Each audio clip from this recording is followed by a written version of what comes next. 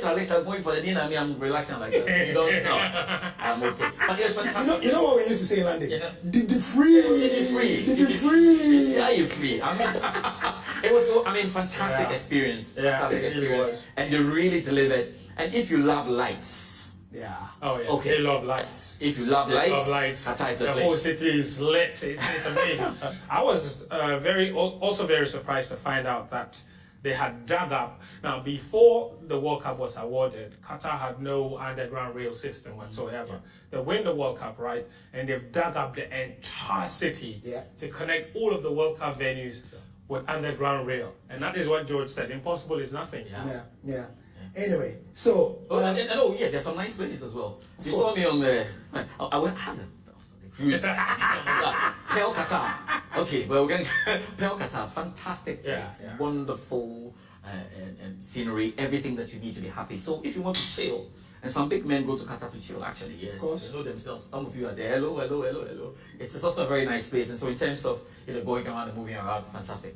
Something Fentuo said that I want to touch on is... one person in Qatar told me that in this place, impossible is nothing. So when they are putting up any edifice, it either has to be the biggest in the world, the largest in the world, the longest in the world, or the something superlative, tallest in the world, or something like that. That is their ambition. And one official also told me that they are following on the heels of Dubai, because Qatar is quite conservative, and they are even a bit more conservative than Dubai and the United Arab Emirates, so they are a bit behind. Also, one thing you have to remember is that Doha is smaller by many times than Dubai in terms of being a metropolis, and that's why it's going to be a compact World Cup. Anyway, leaving us here, Fentuo, you had something about what we should expect in the World Cup. Give us a gist before we look at that report. That is right. So this World Cup will be like none other. It's unique in so many different ways, and it's if you want to spend a lot of time looking at what is different about the Qatar World Cup, you probably spend a whole day.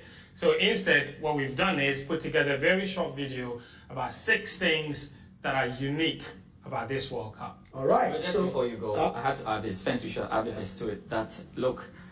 There are cars that we dream of. When you're growing, there are cars you dream of. Even now, there are cars you dream of, right? Nice. You will see them on the streets. Children are taking them to school. You will see them on the streets. Please, whatever you want there, public transport, good cars, proper cars. I saw Ferraris like, normal cars moving around. That's another hit one for you. So, 6 things that will be unique about this World Cup put together by Fent. Tournament in the world is around the corner, and all eyes are on Qatar, the host nation. The 2022 FIFA World Cup will be a competition like none other. Here are 6 things that are unique about the Qatar 2022 World Cup. Number 1, the first World Cup to be held in November and December. The geographical location of the host nation, Qatar, forced organizers to move the competition from its usual May, June, July kickoff to much later in the year. With temperatures usually hovering around 50 degrees Celsius in July, FIFA decided to move the competition to November when it is much cooler. And yet, all 8 stadiums will be equipped with air conditioning to ensure cooler atmospheres during match days. Number 2. The most expensive World Cup in history. Qatar 2022 is without a doubt the most expensive World Cup in history. The gas-rich country is reportedly spending over $200 billion on infrastructure, including stadium construction for the global showpiece.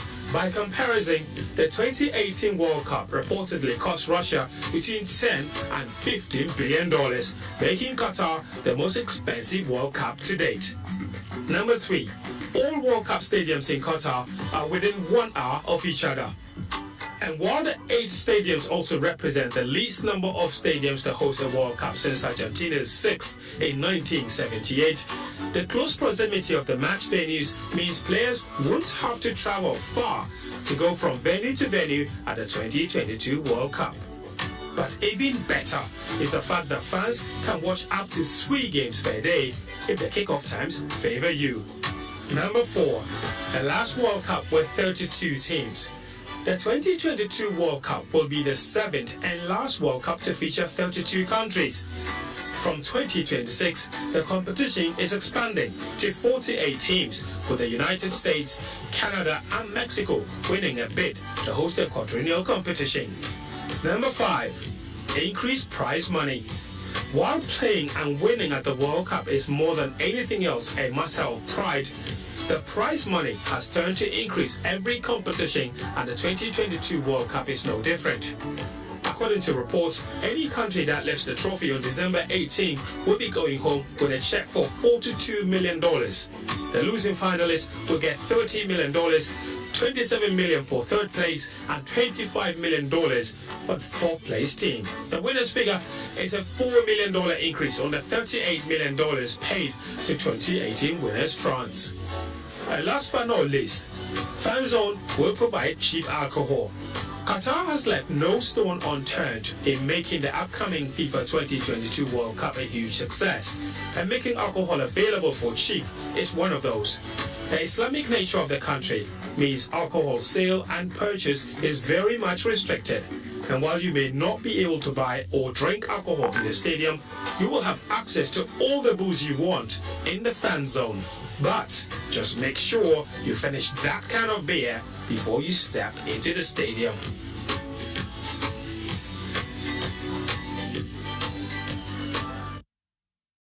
I don't know whether that last bit will be good news for those of you traveling to Qatar or not about the booze, but yeah.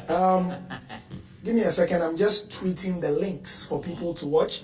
So you can go onto my Twitter, his Twitter, or to the Joy Sports Twitter and get the links of how to watch this show on Facebook and on YouTube as well. You can retweet us and then we can keep it going, okay? Remember, I'm saying that if you want to join us for this show, there are many ways to do so.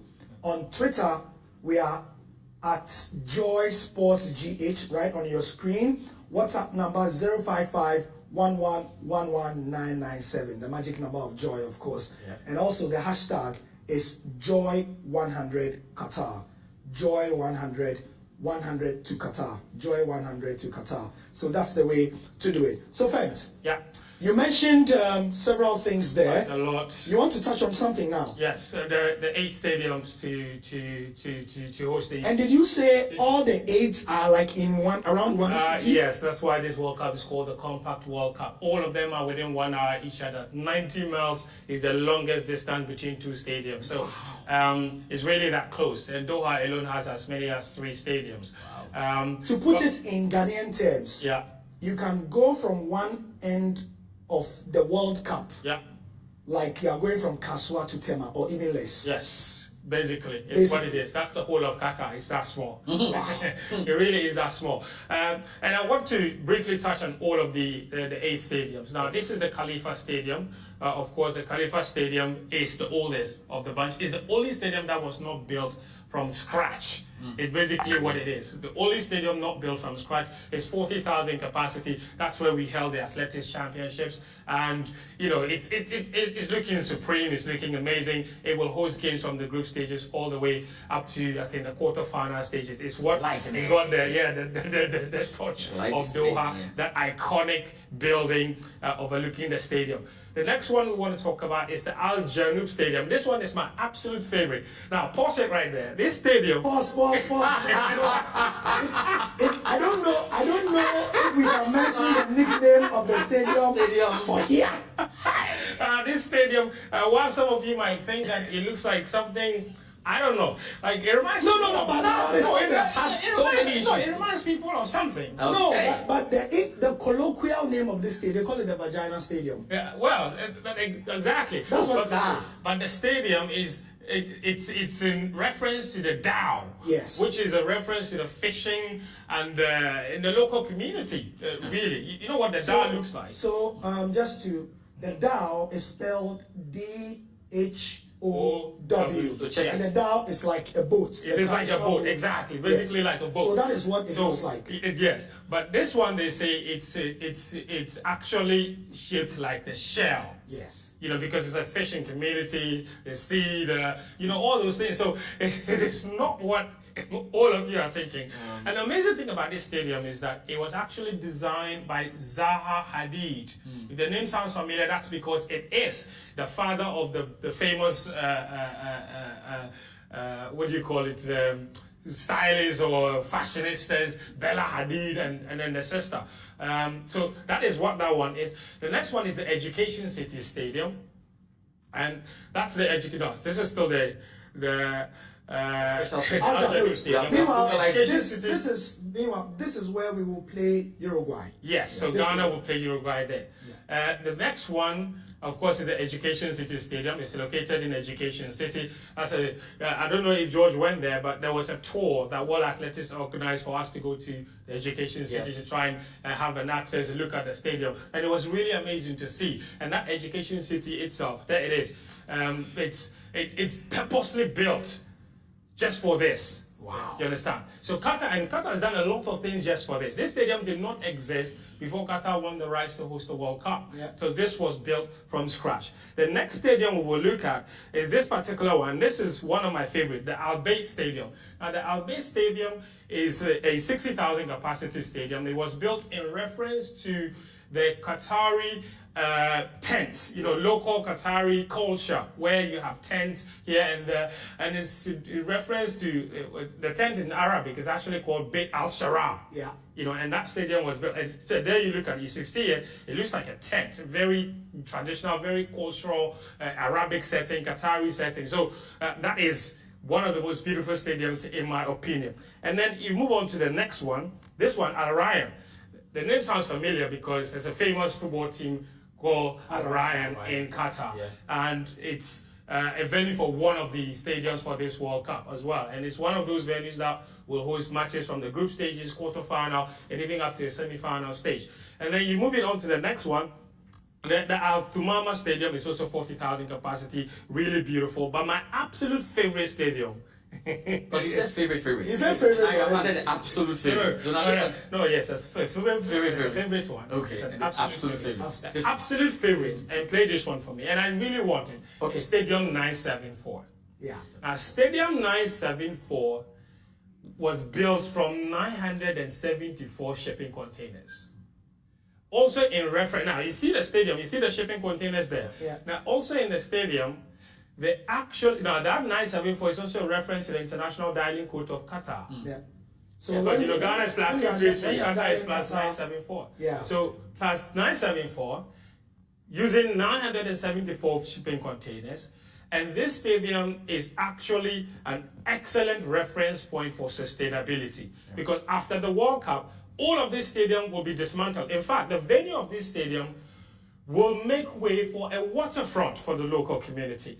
And some of those, as many as 28,000 seats from this stadium will be donated to other countries. Yeah. So maybe Ghana should be lobbying for Actually, 2 months ago or 3 months ago, the sports minister in one of his press releases, and when he came back, he said talks are far advanced for Qatar to donate some of those 28,000 seats. Exactly. I don't know which stadium they'll put it in Ghana, but yeah. So that's the thing. Yeah. The last one, of course, this will be the venue of the final, the Lusail Stadium. Yeah. It's the biggest stadium at this World Cup. There it is. It's 80,000. It's also in Doha, by the way. Yeah. It's 80,000 capacity, and that will be the venue of the final. The Al Bayt Stadium that we talked about will be the venue of the opening match between Qatar and Ecuador on the 20th. Yes, now the 20th instead of 21st. And that Senegal match against the Netherlands will still go ahead on the same 21st, but this time kickoff move from 10 a.m. to 4 p.m. So basically, that's what the lineup of the stadiums are as far as Qatar is concerned. It's amazing. So this is Lusail, and just so you know, I love this word, people have said it, we are titillating you because we don't want to, we have footage of all this in detail, but we want to keep this show as, informative as possible. And so we are inviting you within day -100 to day 0 of the World Cup to join the Joy Sports team as we take you deeper into all these areas, because we have footages, interviews, and things that have to do with the people who actually constructed the stadium, the engineers who constructed the air condition that George likes so much, and how they did those feats of engineering. Look, let me tell you what. When I was interviewing the guys who built this, and then especially the man who is responsible for the idea behind the air conditioning, the science behind the air conditioning of the stadium, I was looking at him like I was looking like a rock star, because in many respects, he is a rock star. Yeah. Engineering rock star. I mean, he's an engineering rock star. And I'm told that after the patent for the air conditioning was done, the man has been busier than Barack Obama and Nana Akufo-Addo. Because people around the world, especially in the hot climes, are getting him for consultancy services. Now get this. He didn't patent it for himself. He patented it for the state of Qatar. So any money he gets, the state of Qatar gets a fraction of it. Can you imagine that? Right, amazing. So for the air-conditioned stadium that you see, because it was designed on or at the behest of the Qatari government and they paid for it, anybody who uses that patent for the next 30 years will pay royalties or trademark bonuses or whatever it is to the state of Qatar until it expires, and he can start chopping the money himself if he's not dead.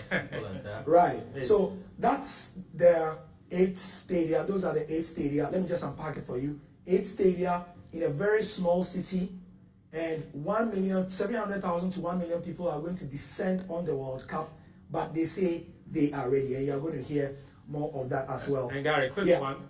This is the smallest number of stadiums used to host a FIFA World Cup since 1978. When Argentina hosted the World Cup in 78, they used 6 stadiums. This is the second lowest in history. It's unbelievable. And since 78, this is the lowest ever. Great. And it is the reason why, and somebody at home was saying that when she saw the schedule, she said, hey, so if we sit behind the TV, we won't get up for the World Cup, because when the World Cup starts, we are going to have a number of minimum of 3 games a day for the group stages, and it's going to be at 10 a.m. kickoff. 4. Yes, that's average of 4 games a day. I'm sorry, 4.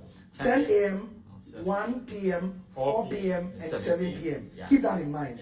Imagine you are in Doha and there is 1 p.m., 4 p.m. and 7 p.m. in the 3 stadiums in Doha. And you have tickets for all 3. No. So what it is that if you go to the accreditation portal, automatically you can't register for more than 2 not games. for accreditation, I said tickets. Tickets, People who are buying. Oh, those fans. Fans, not me. Fans. So if I buy tickets for all 3 matches at 3 different stadiums, you have 1 hour to get to each one. It's more than enough time. People say journalists get all the fun, but for this World Cup, if you are traveling to Qatar, you are going to have more fun than we can, because, like I said, if you go to the accreditation portal for journalists, automatically you cannot register for more than 2 games. But if you're a fan, they want your money. So you can register for 4 games and they don't care. Now think about it. You can attend a game at 10 a.m. in Khalifa. Finish, 1 a.m. Finish, relax. Coffee, take the metro, go to another game, and 4 games a day. How cool is that? So 10, because if technically 10 is finishing, then you go to 1 p.m. game, it finishes, then you go on to a 4 p.m. game. You'll be fine. Because the fan zone is in between the stadiums. And that's the other thing. I hope we'll go on. And like we're saying, this is like whetting your appetite, really, because the fun zones and the fun center, like that's a different. The fan zones are like different countries. Yes. Right? They've shielded the fans of any outside influence, because Qatar is an Islamic country. You can't drink. You can't even take alcohol into the stadium. So what they've done is they've created specialized drinking zones. I'm not going to call the fan zones anymore. The drinking zones. Controlling them. When you get in there, that's all that is. It's a party. It's non-stop. But you have to finish the alcohol in there. You can't take it into the stadium. So, you're fine, Make sure you're fine the tent before you leave. So that's our introduction to the country. Are you feeling the vibe yet? All right, we have a little more for you to go. We have just about 1 hour to finish, and we've done so much already. What do we have next? How did we get there? Remember, we are zeroing in on Ghana. So let's remind ourselves of the match I like to call Woto Woto. So that's how Ghana got there. And right after this, 2 days after this, I was on my way to Qatar for what? The World Cup draw. Remember, about 30 nations have qualified by this time. Two nations were left. That is Costa Rica, who played the Intercontinental Playoff, and then there was another nation as well. But I made my way to Qatar for the draw just to see what group Ghana will be in and to begin preparations. And this is how it went down.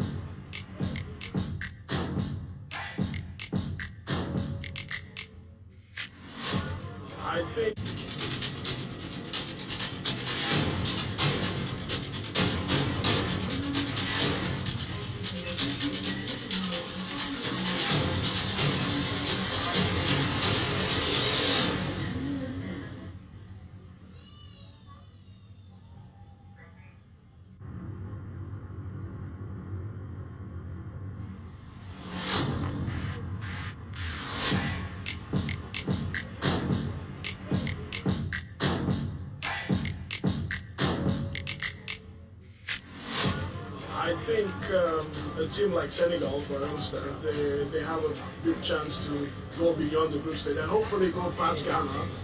We hope to be in a good group because we are in C3 and we have a chance to qualify to next round for the first time, because in last 5 times that we come to the World Cup we couldn't actually qualify to next stage. We hope qualify this time from our group. We will see tomorrow what will happen. But we don't want to play against Ghana.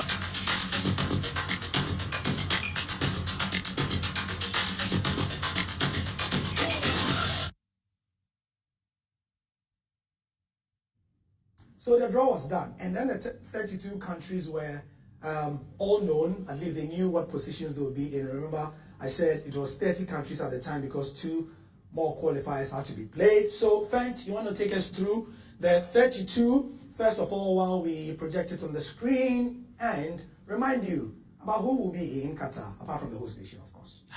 Of course, quite a lot. The host nation, Qatar themselves, will be there. They will be in Group A alongside Ecuador, Senegal, and the Netherlands. So that is as intercontinental as it gets, that group, from Asia to South America, Africa, and Europe. Group B has England, winners in 1966. Iran are there. USA and Wales, they call this one the political group. Quite a lot of international relations issues in that group. Group C has Argentina, of course, in there. Saudi Arabia as well, Mexico and Poland. Argentina, former winners, last winners in 1986. Group D has France, the defending champions. Australia also in that group. Denmark and Tunisia also adding into that group. In Group E, that's where 2010 winners Spain find themselves. Costa Rica, one of the latest teams to qualify for the World Cup, in there as well. Germany, 4-time champions of the World Cup. And Japan also in Group E. Group F has Belgium, Perennial underachievers, everyone calls them. Maybe this is the final swan song for their golden generation. Canada, making a return to the World Cup for the first time in more than 40 years. They're in that group as well. Morocco and Croatia, the last World Cup's finalists, completing Group F. Group G has Brazil, record winners of this competition. Serbia, Switzerland, and Cameroon, one of Africa's top performers in the history of the competition, completing Group G. And Group H has Portugal, Cristiano Ronaldo's, Ghana, Andre Ayew or Thomas Partey's, Uruguay, Luis Suarez's, South Korea, Son Heung-min's. Basically, that's where a lot of people's attention will be as far as this country is concerned. All right, so let me get a couple of comments. Remember, I said on WhatsApp, 055-111-997. Comments are already coming in. Let me get a couple of them. Good evening. I'm Afrane Amfrani Electricals from Pakoso Estate in Kumasi. Fence, did I get it right? Pakoso Estate. Yeah, Pakoso. Pakoso is okay. I'm enjoying your show live inside Pakoso Estate, Kumasi. So continue with the good work. Hi, Charlie, Qatar Are ferof. This is from Kwame Luka in Kumasi. And this one says, Fentuo, please, have you seen any signposts indicating or warning visitors to be careful on trying to propagate the LGBT in Qatar? If yes, then I suggest you remind your viewers about that before anyone messes up there. This is from Ayman in Tamale. So Ayman, let me tell you a story. Yeah. Before the Costa Rica game, because I went to Qatar twice, the second time I went for the Intercontinental Playoffs. When I got to the Qatar Stadium, which has been renamed to something else, and I got to the security checkpoint, they said I should open my bag. So I did, which is normal. So I opened my bag, and for those of you who follow me on social media, you know that I've been traveling with my Ghana flag for about the last year or so. Anywhere I go in the world, I travel with my Ghana flag and I take a picture. So this guy sees my Ghana flag and says, "What is that?" And I say, "Oh, that's my flag, Ghana." And he says, "Wait." So I don't know. And he places a call to someone, takes a picture on his phone, sends the picture to the person, and the person checks it on his system and says he can go through. Now, the story is that, guess what? It's not the first time. In Russia, for the last World Cup apparently, Russia had a book of anti-LGBT, whatever. On every flag. That they don't agree with. KKK, anything that is not politically aligned with them, they have a book and a pamphlet for it. If they see it in your bag, two options. Either they throw it away or they chuck you out of the stadium. So that is my answer for you. If you want to go to Qatar and you are going to see an interview on that pretty soon, please just follow their customs because you don't want it to get nasty, right?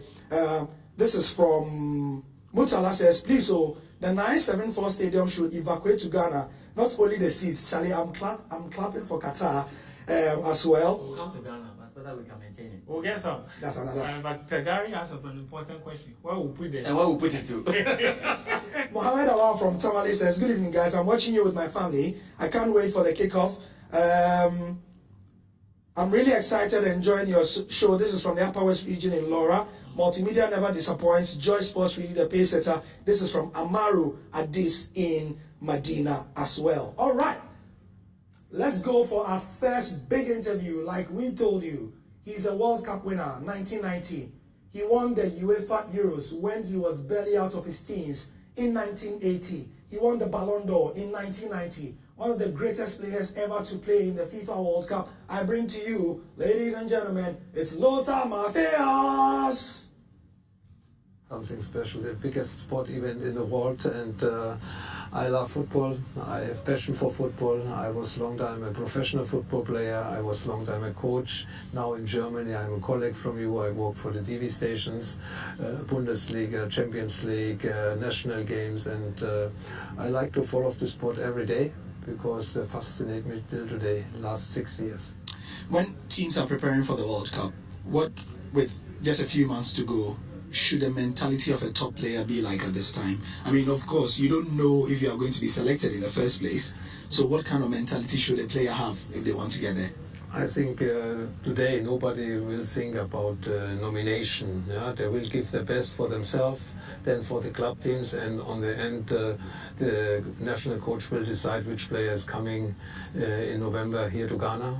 In Germany it's like this. I don't know how it's in Ghana. I think it's the same, no big difference. And sure, one player know, like Manuel Neuer, when it's nothing happen, he will come with the national team here. But you have a couple of players who have to present themselves in the next 5 months on the highest level in their club games. And this is motivation on us to give your best to can play a World Cup. Ghana right now is led by Addo, somebody I'm sure you know very well. Yes, I met him sometime in Dortmund. Yeah. Ex-player from Borussia Dortmund, and he's in the staff of coaches in Dortmund, and he make a very good job. Yeah. A lot of people are talking about the German mentality coming to the Ghana national team. So you tell me, what is the German mentality when it comes to football, and why does it work so well? You know, I know Semi Kufur, and I think he is a big football idol in Ghana, in Africa. Everybody know him. He was playing for Bayern Munich. We won championships together. We won German Cups together. He won the Champions League with Bayern Munich. And the German mentality is first to work together. I told this in the media conference before. I was missing 25 years ago from the black African countries. The team spirit, they was not working together, and they improve now and learn a lot from the experience from Europe, because most of the African players who are playing in their national team, they play in the Premier League, they play in Bundesliga, play in Italian Serie A, they play in Spain, in France, and they get experience. They get experience. You have to know. You have to work together, because football is a team sport. It's not a single sport.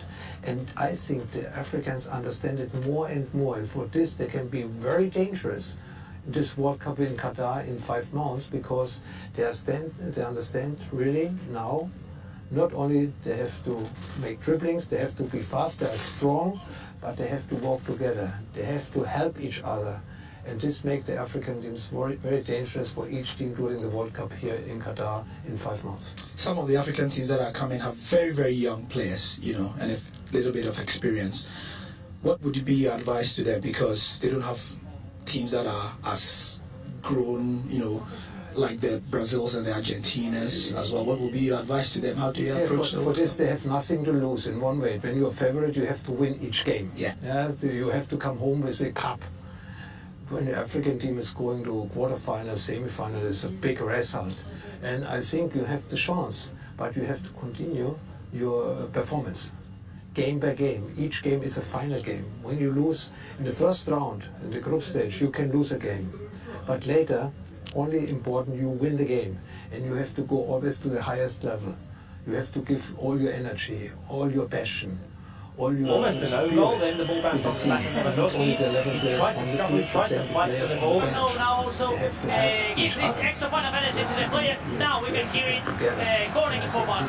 Scoring it for Barca. Not only for the African team, for each team to make a great result during the World Cup 2022. And for the young players, they have to learn from the experienced player, and you have in each team, Ghana too, player who has this experience from the club teams, maybe from the tournaments, from the Africa Cup, from Champions League games or something like this. And this experience has to listen, or you have to give them to the young player, and the young player has to listen a little bit and has to keep it and save it and think what he has to do, what the experienced player is telling him, what he is giving the young player to the way for his future. And when he like to learn, he can improve, and then he can help maybe in a couple of years the team, like now the experienced player. We are wrapping up. Who's going to win the World Cup? I hope Germany, but we have a lot of favorites. Brazil has a good qualification. Argentina with Messi, maybe Messi's last World Cup. They are present themselves like a team. It's not only Messi anymore. They have another players too who makes a difference. France has very high quality players. England has high quality players. Spain, Portugal, and Germany too. These are normally the favorites, but World Cup is living from surprise.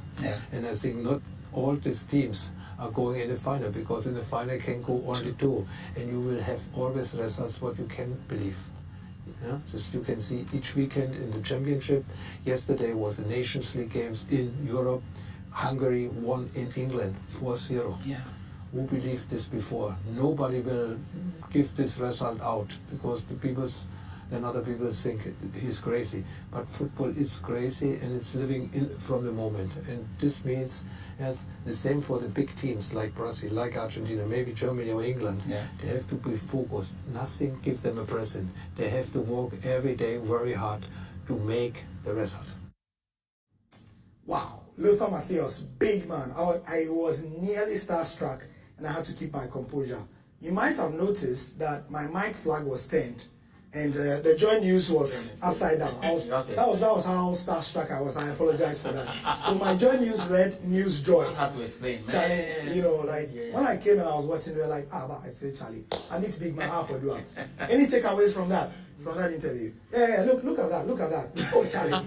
Oh, Charlie. Oh, Charlie. Wait, News Joy. It took me, look, when I met, like when the man, I mean, of course, I knew I was going to interview him. Yeah, but when he came out in the flesh, all right, everything. You forgot about the mic.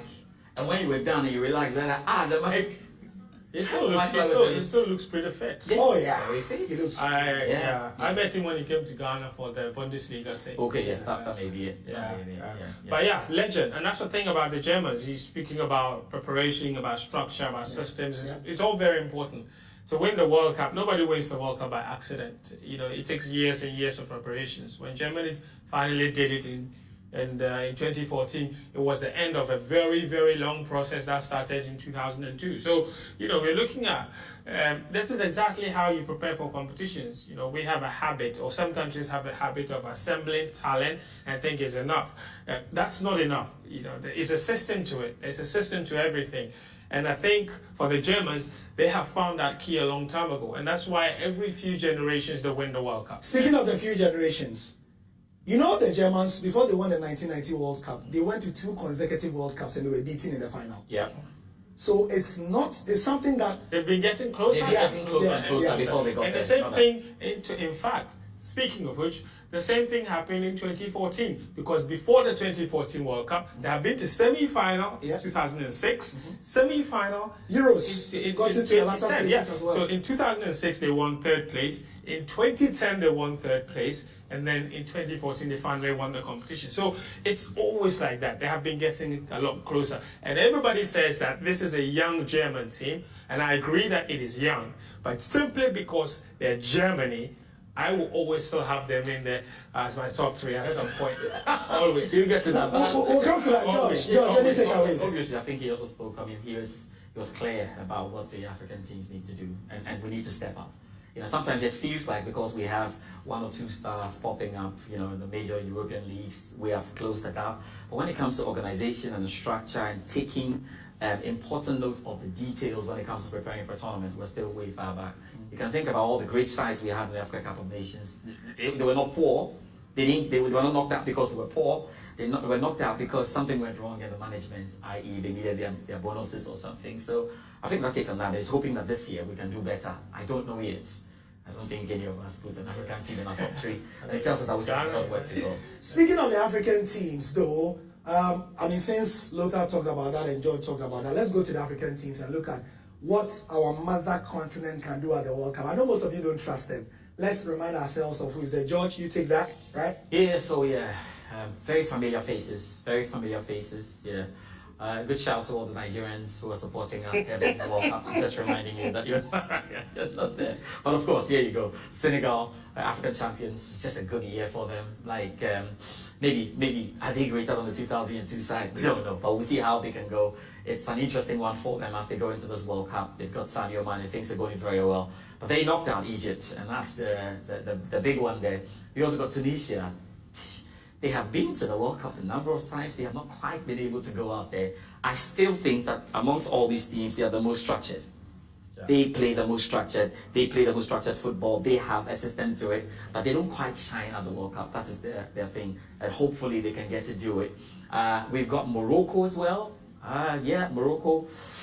Yeah, in there. They did a good job. They just sacked their coach. Yeah, they just sacked their coach. Yeah, they really and sometimes it's difficult to tell what Morocco want, what they really want in the national team. Really difficult to tell. I tell you what they want. Tell me what they want Ziyech in the team. That is why they going ahead to fight the guy. Because the man says no, he doesn't like Ziyech. No matter how good he is, he doesn't want him. And Ziyech was forced to say, well, I'm also leaving the national team, and I'm thinking about myself there. Then you've got Cameroon. Alongside with Ghana, obviously, the top performance at the World Cup, and they have a way of producing. I thought they had a way again of producing against Algeria when it looked like they were almost knocked out of it, and they found a goal when Algerians were celebrating to qualify to the World Cup. And there's Ghana. Wow. So Ghana, can we go one step after making it the quarterfinals and being just a kick away. I don't know, but not many people believe that this is the team. At the moment, we are all concerned about navigating the group stage, and then we will see what comes at the round of 16, because we have the likes of Brazil looking over their shoulders. All right, so those are the African teams, and we want to know what your take is. Remember, you can get us through various forms. We are on Facebook. Our Facebook page is Vibrant Joy Sports. The profile, there are many Joy Sports pages because a lot of people want to copy us. If you go to our Joy Sports page, Fentuo's picture is our profile picture. Yes. Because it's a new signing, we'll remove him on Monday. Don't worry. On Monday, I thought it was 1 more week. Oh, no, we'll remove him. No. Until there's another new signing. We have a new signing we are unveiling on Monday. Oh, so we have a new signing we are unveiling on Monday. Okay. So Joy Sports GH on Twitter, WhatsApp 055-1997, and the hashtag is Joy100 to Qatar. Okay. Now on the subject of the African teams, Lothar has spoken. Let's speak to somebody who has a leg in Africa and a leg in Europe. He's actually won the World Cup as well. Please welcome Marcel Desailly. I spoke to him and he tipped one of these countries to do well, and he gave us quite an interesting reason. I think that for the next World Cup, we'll have much more African team into the system. But I do believe when we had the thought of the World Cup every 2 years, was also the idea to give more competition matches to the African team to get used to the high-level competition exercise, to allow them to improve and to be better. It's all about playing games to be able to be more and understand more the higher level. They don't have access enough. How many teams, African teams, have qualified to the World Cup? It's almost all the time the same one. So you need to open up, allow them to express themselves. So African nation with a CAF allowed to have access to the competition and to develop the African teams in a higher scale. So brush away the idea that this might be dangerous for the player to have more matches. Think about the idea of developing knowledge through competition for the team collectively. It will help a lot. The past 90 years, we did not have any African team who have reached the semi-final. So we are looking forward.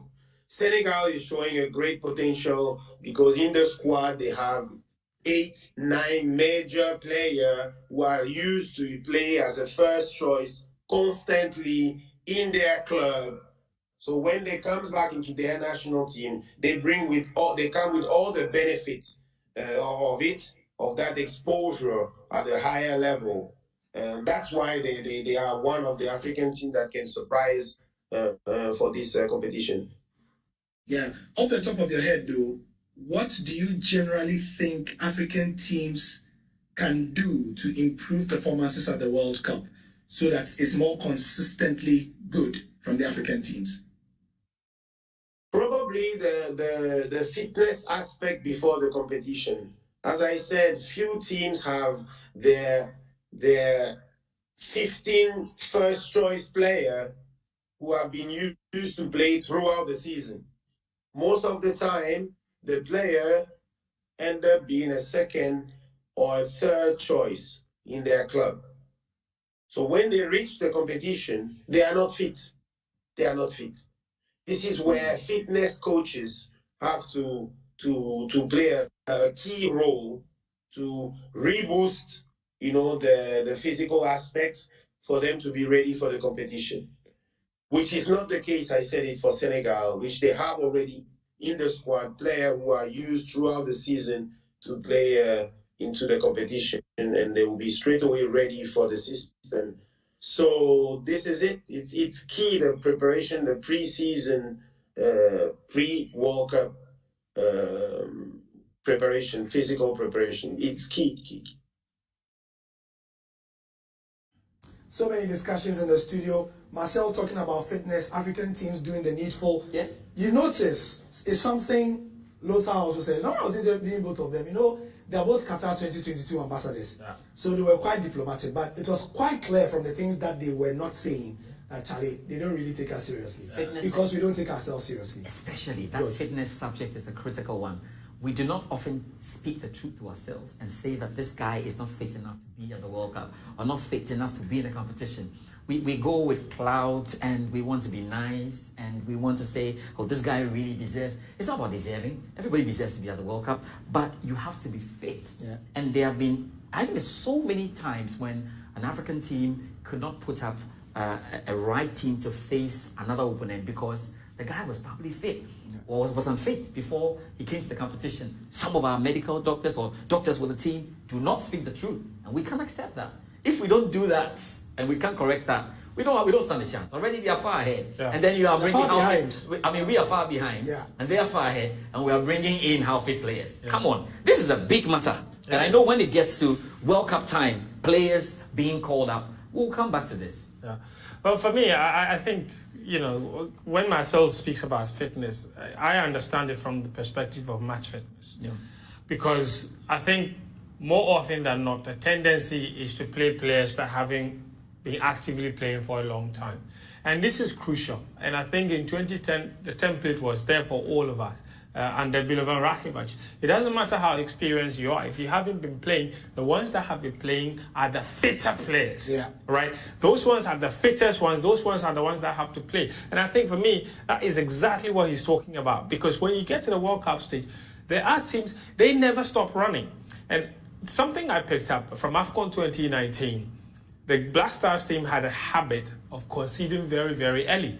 And that goes a long way to question the fitness of the team and the kind of warm-up that you do. Because when you come out fresh in the opening 10, opening 15 minutes, and your concentration level is not at 110% and you get hit early, you may never have enough time to fight back. And that is why in 2014, when we considered that early against USA, we fought, and when we eventually equalized, we switched off a little bit and then they hit back. So all of these things count. The fitness level isn't just about being declared medically fit to play. It's also about being match fit, and it's extremely important. That's why getting playing time is crucial in the months coming to the world, leading to the World Cup, because a lot of our key players have found themselves in positions where they might not necessarily be getting a lot of playing time. And we say there are star players, and star players, it doesn't matter if he's a star player, he's a star player, he has to play. Yes, he has to play, but he also has to be match fit. And that is important. For me, it's non-negotiable. The ones that have been playing consistently, it is called muscle, you see, it's muscle memory. Yeah. Okay, if you haven't been doing something consistently, your muscles tend to forget. And for those that have been, even if they have been running in Dubai, and they're running and running consistently in Dubai, I will take them over someone that is sitting on the bench in the English Premier League, because the pedigree of your league is not the same as the pedigree of your own performance. We'll get there, and the argument will be, I know Ghana. Argument will be, we'll come to Ghana, because we have a whole loaded package on Ghana with Oreku Ampofu coming shortly. But let's remind ourselves again. Marcel has spoken about the African teams. What has been our history in the World Cup? We have looked at the global picture. And so, for the Africans, beyond Ghana, of course, you tend to forget that there have been others who have done some pretty good stuff, yeah? So let's look at that slide and remind ourselves of how the African teams have challenged in the history of the competition. Nigeria have had some good ones. So, let's take a look at it. Number one, obviously, because second round in 2006 on the first attempt, quarterfinal in 2010, Cameroon, group stage 82, quarterfinal 1990, Senegal, quarterfinal 2002, second round for Nigeria 94, 98, 2014. Yeah, 98, 94. Algeria, group stage in 82, last 16 in 2014, Morocco, second round in 1986. This is interesting, eh? George, this record. A few comments from you, and when we come back, we are going to do the Ghana Hour with Oreku Ampofu. That will be loaded, and it will be quite insightful. George, any comments from your Twitter? Yeah, I've got some comments here. Fifi White David tweets at Fifi White, and he says that 100 Days of Qatar on Joy News. Thanks, guys, for such insightful presentation. Gary, Fent, excellent show, guys.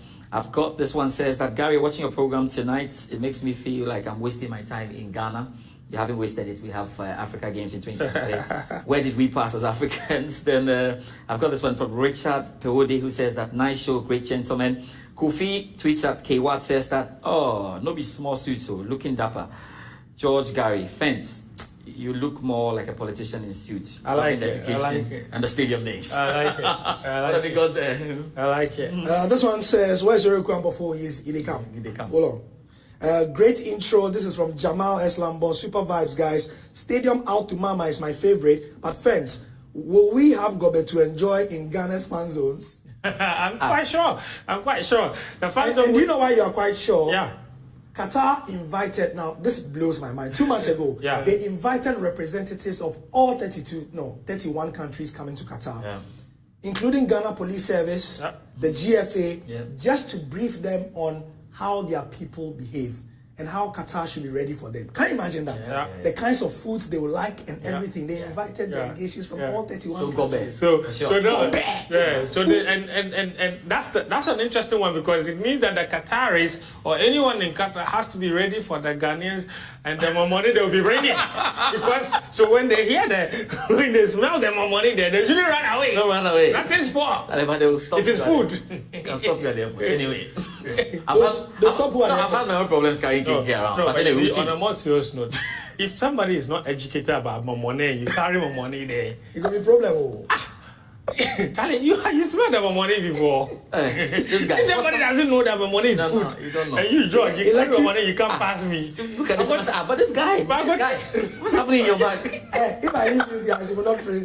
We'll go for a commercial break. When we come back, it's the Ghana Hour hot analysis as we wrap up on the show. Here, please send your comments and let's read them on Twitter at JoySportsGH, hashtag Joy100 to Qatar. Also on WhatsApp 055-1111-997. And you can get us also on Facebook at Joy Sports. This is 100 Days to Qatar.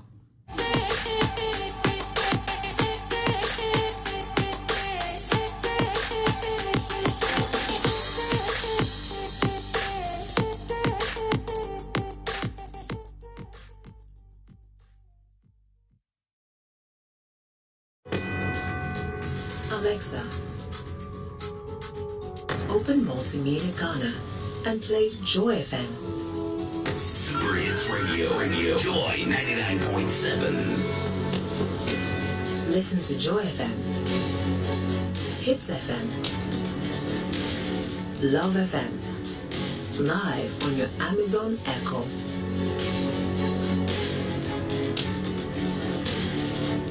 Listen to your favorite multimedia radio stations live on your Amazon Echo device by saying, Alexa, open Multimedia Ghana, play Joy FM or Hits FM or Love FM.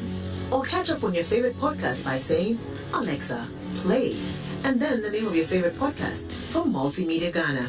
For a list of all podcasts available, say Alexa. Ask Multimedia Ghana to browse programs.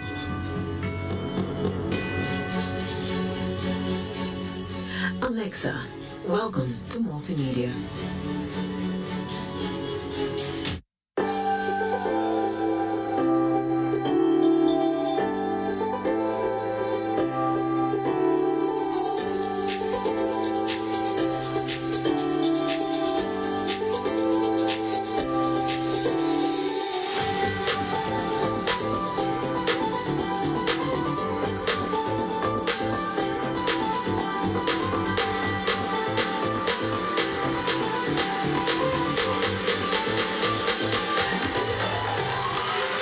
My name is Daniel Edu. I'm the project manager for the planned city extension project. Basically what we are doing here is housing projects, but it's more than just a housing project. It's a whole urban, we call it urban project. It's a city that we are developing, very wide, about 500 acre plus project. So it's housing with all the facilities, recreational areas and complexes. We have the religious areas, we have the health, the education areas, and commercial properties or commercial areas as well. We actually even have a zoo, as part of the recreation and development that is coming over here. Essentially, this is what this whole project is about. We are doing the 3-bedroom, 2-bedroom, 1-bedroom detached and semi-detached homes, for prospective buyers. We call it the rent to own. So one doesn't have to have all the monies before you buy. You can start making your monthly installments, so if you pay gradually up to 20%, then we give you the keys, and then you can from then continue to make up your payments. So as you can see, the houses that are being developed are for individuals who have signed up. A lot of them are getting their homes this year, the rest next year, and then subsequent years, others that come on board will also have their homes. So basically, that is what is happening here. Today we have a site visit, and you can see the numbers that are around. 4 buses, already, and I understand there are still, some waiting at the office to be passed to this place.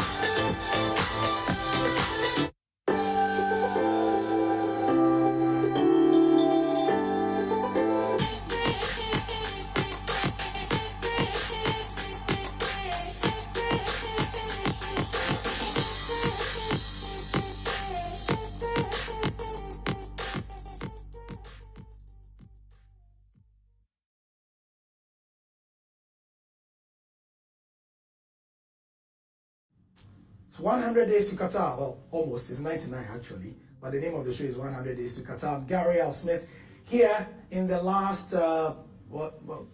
15 minutes or so with George Addo Jnr. and Fentuo Tahiru. Having small introduction and addition to the team. We have having 12 players. Eric Gwambafo joins us in the studios. Hello. Five substitutions. Director, please come. We have to say this. When Fentuo joined us, his first act was to give this man a nickname. When I've given him a nickname already. Oreku already has a nickname on the team. Oreku Pichichi. Because he's our lead striker. But because Fentuo thinks he's our lead striker, he says this man is Obiba JK. You should tell me about the JK stuff. Okay. As for the JK, we can't say it. But Oreku is here to give us a Ghana perspective. Yeah. So, Oreku, come on. Well, this show is 100 days to the World Cup. But remember, Ghana secured its tickets to Qatar just over 200 days to the Mundial. But since qualification, what exactly has changed from the team? Let's just recap and remind ourselves. And so, in terms of what has changed, you can see, I think the team has already gone through this. On 1st April, Ghana were drawn in Group H alongside Portugal and Uruguay and South Korea. Now, the interesting bit is that Ghana themselves are ranked as the lowest team heading into Qatar, and that possibly may not change and will need something really dramatic, like beating the top-ranked team in the world by some huge margin, but that's definitely not going to happen. And so I can confirm to you that Ghana would be at the 2022 FIFA World Cup as the lowest-ranked team.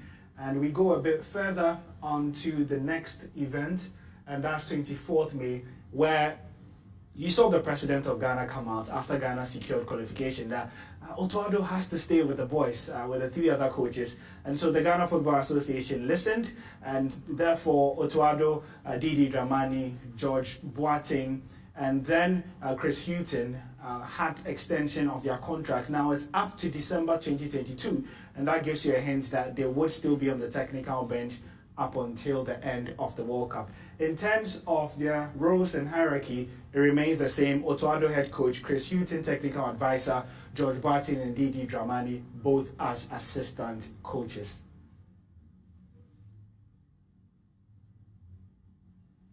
And so to our next big event, which is quite a big deal because Ghana has always represented in terms of how we look at the FIFA World Cup. Remember that is a key part of the country's culture. And so Puma revealed Ghana's home kit, the white one, and there was a lot of divided opinion. I think I would like to find out from the men by my side, maybe after the presentation, on what they think of Puma's kits for the World Cup for Ghana. and maybe why we've not even won it yet, because Senegal have won this already. We're waiting for an explanation. But let's move to 1st June, where we saw Ghana play for the first time after securing qualification to the World Cup. It was a pretty comfortable match against Madagascar in the opener of the 2023 Africa Cup of Nations. Felix Afenajam scoring his first ever goal for the Black Stars. Mohamed Kudus and Osman Bukari also got his first goal. So it was a day to remember for the future of Ghana football. However, just about 3 days from then, it was more of disappointment as the team carried over an impressive performance only for the first 20 minutes against Central African Republic, ended up drawing that game by, it was 1-1 for the second qualifier. And to our next event, which happened on 14 June. Now this was an interesting tournament because it was just supposed to be a preparation bit for the team. However, we saw different aspects that Otoado really learned a lot from. And Joy Sports did reveal to you that after the tournament, Otoado made a decision that some players were not going to be part of that World Cup. So it was a very important exercise. Ghana finished 3rd after beating Chile 3-1 on penalties. A very intriguing game, which saw Otoado's men reduced to 9 men. Ali Duseidu and Mubarak Wakaso being sent off. Ghana had to play in excess of 15 minutes with just 9 men and went on to finish 3rd in the Kirin Cup. But before that, the semi-finals was a game to forget for the Black Stars, who were beaten by 4-1 against Japan. Jordan Ayew getting the only goal of the game. I think we can go to July now, where the Ghana Football Association, a big day, the day that the Avengers finally arrived, because the GFA announced that we would be seeing new additions to the Black Stars team. We saw Tariq Lamptey, Inaki Williams, Mohamed Salisu, Stefan Ambrosius, Patrick Pfeiffer, and Ransford Yeboah officially becoming available for Black Star selection. And then more in July, we also found out that the Black Stars would be playing against Switzerland for the first time in the country's history. And now this match will take place in the UAE just 1 week before Ghana faces Portugal, the opener of the FIFA World Cup. Then on 29 July, there was news from the Confederations of African Football that there would not be a September window, which was scheduled to see Ghana play twice in the Africa Cup of Nations qualifiers. And unfortunately, that meant that Ghana would not be playing a competitive game, but I also opened up the window for the country to be engaged in more friendly games. And so I'm sure the Ghana Football Association would be making more announcements as to who the team would be facing. All right, so very cool with that exposition there. Any questions? What are the key, once we're putting this together briefly, what were the key things that stood out for you? I think the most important part for me, it may look a bit mundane, but it's the jersey, because time and time again, it's one thing that a lot of people remember, and it holds so much value. So for me, I thought Tua could have done better. Yeah. But it is what it is. However, my bigger concern is, why have we not seen the jersey? But me, honestly, this Morocco has been talking about this jersey for like 1 week now. Jersey doesn't play football. What is your problem? No, but Senegal and Ghana released on the same day. Senegal have won it twice. You want to see Montaigne. Which is what we are going to play. What can be jersey they worry? But you see, it's like Morocco is making a very important point, about the jerseys, and I agree. I think it's a reflection of our bigger problem in this country, where we don't make concessions for items that are supposed to be for football purposes, and we have a history in this country where football equipment have come and have absolutely rotten, if you like, at airports, and nobody seems to care. Demeridge has caught a lot of football equipment in the past, and there was a similar issue regarding some of our jerseys. They come and we don't have enough money to clear the jerseys, and the government is unwilling to take the jerseys because they are. You are suspecting there's a problem. I'm suspecting there's a problem. You are suspecting there's a problem. Yes, obviously. Not that the FA is. Why would the FA be holding the jerseys? Because release. even the under-20 are playing the World Cup, and we're still wearing old jerseys. We saw that. We saw them the 20s. I mean, the Black Queens play the World Cup, and I was saying Oh, you want to see them wear, but I thought the Black Stars wear before they wear. Oh. Black Stars don't have to wear anything before Well, I understand. I I understand the concerns, but I think maybe Gary's on my side. But here's the question: we are concerned about when we are going to play there. George, during the Black Stars had a chance. In fact, they have 4 chances to wear the jersey since it was launched: against Madagascar, against Central African Republic, against Japan, against Chile. And we didn't wear it. They didn't wear any of it. Okay, so and since then, like you said, Senegal have won theirs twice. Cameroon has won theirs. So many other countries have won theirs. So we're asking the question: why haven't we used it? Or if there are problems, you tell us. Yeah, just tell us. Let us. Some of us are not really worried too much like that. But my other question really is that the Black Stars team, for example, that qualified for the World Cup, quite a lot has changed for some of the players in terms of changing clubs. How do you think that affects, for example, the next few months leading to the World Cup and possibly selection? Do you think also that because we qualify for the World Cup, that perhaps influenced some players in their decisions to either move or stay in a comfortable place?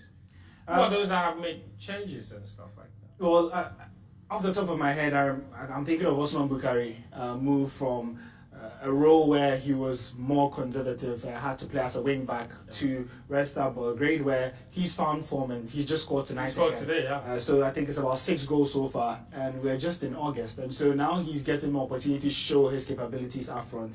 Another move is Gideon Mensah, had a lot of options, but chose to go to a team in a league that he knows that he will be able to quickly slot in, because think about it. He's not really had preseason. He has about 3 weeks to get game time. And the left back row is very interesting. I think it would be a photo finish between Gideon and Baba Rahman. Whoever starts the season or impresses in the friendlies gets the nod. And so that would be one part to look at. But just before we wrap up, for a quick thought, I'm just thinking, for some of the young players who are in the minds of Otuado, especially when you look at the centre-back row, like Joseph Addo, Abdou Mumin, what happens to them now that Otuado feels he has to give the likes of Ambrosius and Fifa a chance to see how good they are? So now does he drop some of these young guys, and Abdou Mumin, Joseph Addo, who've been with the team for a long time, just to give the new additions a look? Or how does he balance it? Because on paper we have about 10 centre backs. There are more shows we have on food for thought. So this should give you an idea. Yeah. George, you were saying? Of where we're going. There are more shows we have on this. Sit down and discuss the blending, the blooding of the new ones, and how we'll come up with the final 26. Yeah. So, okay, this whole week, the biggest complaint you guys have had about the Joy Sports team is that we can't have these, what you call the Avengers, and not have discussion shows. So me, the pressure people have been giving me, I'm here to tell you for free.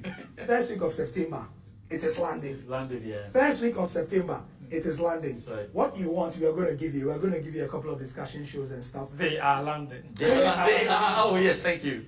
Sorry. So they are landing. All right. Let's do 2 things. We'll play the Qatar official song just to finish to end the show. But first, let's hear from Fatima Al Nuemi, the spokesperson of the Qatar World Cup. It was a long interview, but I've cut the bit that seems to interest Fentuo a lot. He's mentioned it 3 times. The alcohol in Qatar. So we'll play about 2 minutes of that, and then we come and end the show. That has been really, really good. I can't do this before going though. CK from Probi says, good evening, Gary. Joy Sports always has a way of engaging and training its listeners. We are happy that you are preparing such a great event. This is from Richie Rila from Kwabenya. This one is from Enoch Impoko. Say, I wish I am the first person to enter Qatar. Qatar be nice, rough.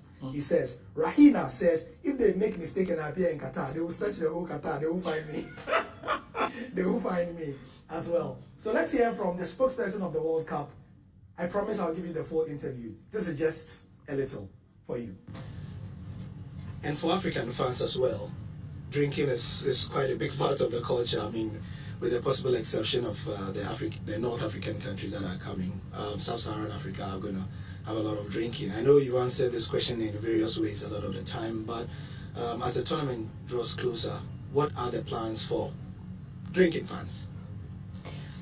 For us, I mean, as we're talking about culture, I mean, alcohol is not part of our culture, but hospitality is. And for us, I mean, like, there is alcohol available today in licensed bars, hotels, and also like restaurants. And for the tournament, they would be, alcohol available in designated area, with like a fan fest and some of the fan zones, which will be announced in due course. But we made sure, for every fans and every culture, there is a catered experience for them. So for us, for fans who would like to wish and to consume alcohol and enjoy the game, there will be as well an experience catered for them. We have checked some of the accommodation, it's really, really good. And you look online, some of the information is also there as well. I think it ranges from about $80 a night, being about the cheapest option upwards as well. For the African market, So that's it on the alcohol. I just cut that portion because Fent. I need to advocate for people like Joe, because it's very important. Because when you go... Anyway, Charlie, I'm not saying... Charlie, we'll find what Charlie, let's give it a pause, man. Yeah, I'm a politician. I don't have a... So the World Cup is in 99 days, 100 days to the uninitiated. And the song is higher. You know how to sing it? Whoa, yo, yo, whoa, yo. Please, me I'll be conductor. I'll just be. Let's go. It's only one. Waka, waka, So guys, let's hear